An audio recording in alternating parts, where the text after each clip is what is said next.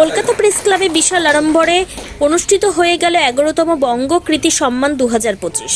Reporters and photographer association, glamour glow fashion ও অলোক ফাউন্ডেশনের পরিচালনায় অনুষ্ঠিত হয়। সুনীল ধারার সুমধুর কণ্ঠে গানের মধ্য দিয়ে অনুষ্ঠানের শুভ সূচনা হয়। উক্ত অনুষ্ঠানে মঞ্চে উপস্থিত ছিলেন প্রধান অতিথি গায়ক ও অভিনেতা সুনীল ধারা, বিশেষ অতিথি স্টেট ব্যাংক অফ ইন্ডিয়ার SC, ST and OBC employees কাউন্সিলের প্রেসিডেন্ট আনন্দ বিশ্বাস, সংস্থার চেয়ারম্যান সুভাষ চক্রবর্তী, সভাপতি দেবযানী ঘোষ, সহ সভাপতি সঞ্জয় তাওয়ার, সংস্থার প্রতিষ্ঠাতা ও সম্পাদক অনুপ কুমার বর্ধন, সহ সম্পাদিকা শুভ্রা নায়েক ও সাংস্কৃতিক সম্পাদক মৌসুমী বর্ধন। শুরুতে সংস্থার পক্ষ থেকে এবছরের ক্যালেন্ডার প্রকাশিত হয়। তারপর মূল অনুষ্ঠান সম্মান প্রদান শুরু হয়।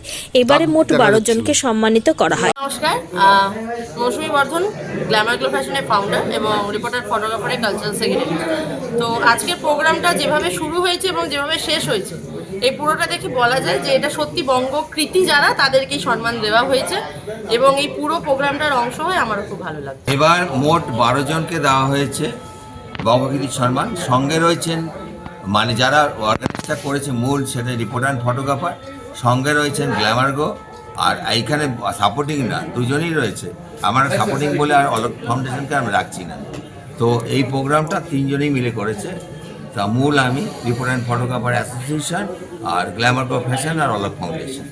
এবার মোট 12 জনকে দেওয়া হয়েছে।